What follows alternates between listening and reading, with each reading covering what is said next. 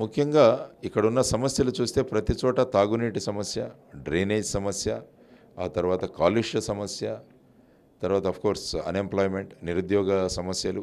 ఇంత టూరిజంకి పొటెన్షియల్ ఉన్నా కూడా ఇక్కడ టూరిజం హబ్గా డెవలప్ కాకపోవడం, తర్వాత ప్రజల్లో ఒక రకమైన భయాందోళన, ఈ భూమాఫియాలు, భూ కబ్జాలు, వీటన్నింటినీ రౌడీయిజం ఇట్లాంటివన్నీ కూడా చూస్తుంటే ప్రజలు ఒక శాంతిమయమైన, ఒక సేఫ్ అండ్ స్మార్ట్ విశాఖపట్నాన్ని కోరుకుంటున్నారు. కాబట్టి వాటన్నిటినీ కూడా మేనిఫెస్టోలో నేను పొందుపరచబోతున్నాను.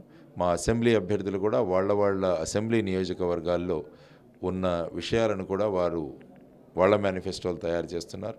అవి అవ్వగానే విశాఖపట్నం కోసం లోక్సభ స్థాయిలో మేనిఫెస్టోని తయారు చేస్తున్నాం. గెలుస్తున్నామమ్మా, మనం గెలుస్తున్నాం. ఇక్కడ ఆంధ్రప్రదేశ్లోనే గెలుస్తున్నాం. ప్రభుత్వాన్ని ఏర్పాటు చేయబోతున్నాం. కాబట్టి అటువంటి నమ్మకంతో, ప్రజలు చూపిస్తున్న విశ్వాసంతో జనసేన ముందుకు వెళుతోంది. ఈ ప్రజల విశ్వాసాన్ని ఖచ్చితంగా చూరగొన్న పార్టీ జనసేన. రేపు ప్రజల యొక్క ఆకాంక్షలను తీర్చేది జనసేన. ప్రజలను చేతులు పట్టుకొని వాళ్ళను సురక్షితంగా నడిపించే పార్టీ జనసేన. అందువల్ల ప్రజలు ఆనందంగా, ఎటువంటి సంకోచం లేకుండా వాళ్ళ ఓటు హక్కును 11 ఏప్రిల్న వాళ్ళు గాజు గ్లాసు గుర్తు మీద ఓటు వేసి మన ప్రభుత్వాన్ని మనం తీసుకొద్దామని అంటున్నాం.